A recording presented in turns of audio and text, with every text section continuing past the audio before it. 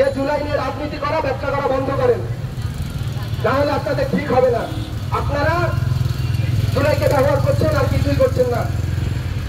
যত দ্রুত সময়ের মধ্যে এই জুলাই যোদ্ধাদের, আহত যোদ্ধাদের সুচিকিৎসার ব্যবস্থা করেন, না হলে এই আন্দোলন আরো তীব্র হবে।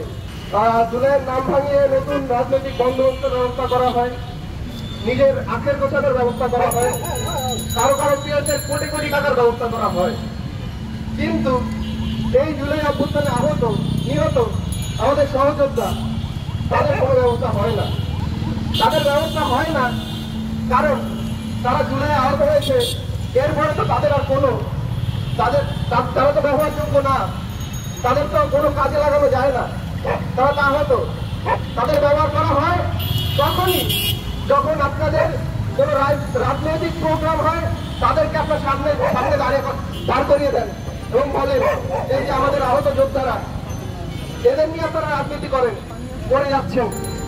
কিন্তু এই যে গতকাল আমাদের 4 জন যোদ্ধা, আহত যোদ্ধা যারা আত্মহত্যা করতে গেল, এই যে আত্মহত্যা করতে গেল, এদের নিয়ে তো কারো কোনো ভুরুক্ষেপ নেই, কারো কোনো কথাবার্তা নেই। এরা কেন আত্মহত্যা করতে গেল? কারণ এরা হতাশ এই নিয়ে যে যেভাবে তাদের ব্যবহার করা এবং তাদেরকে যেভাবে ব্যবহার করেছে এই রাজনৈতিক দলগুলো, তাহলে তারা হতাশ। তাদের ঠিকঠাক করে কোনো পরিকল্পনা করা হয় না তাদের যে কি করা হবে, এবং তাদের সুচিকিৎসার ব্যবস্থা করা হয়নি।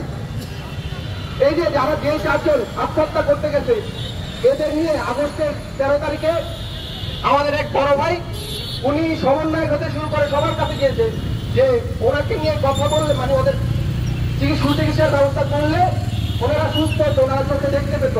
90% চান্স ছিল। কিন্তু তখন সমন্বয় জুলাই ফাউন্ডেশন বলতে যে তাদের কাছে টাকা নাই। উপদেষ্টা পর্যন্ত চিঠি গেছে, প্রধান উপদেষ্টা, কিন্তু এটা নিয়ে কারো কোনো ভ্রুক্ষেপ নাই, কেউ কিছু বলে নাই। তো আপনারা জানেন আমরা কেন আজকে এই জায়গায় দাঁড়িয়েছি। তাদের এই যে জুলাই অভ্যুত্থানে আহত নিহতদের এবং বিশেষ করে আহতদের সুস্থ চিকিৎসা এবং জীবন মান ঠিক করে দেওয়ার জন্য আমরা এই জায়গায় দাঁড়িয়েছি, এই বক্তব্য নিয়ে দাঁড়িয়েছি।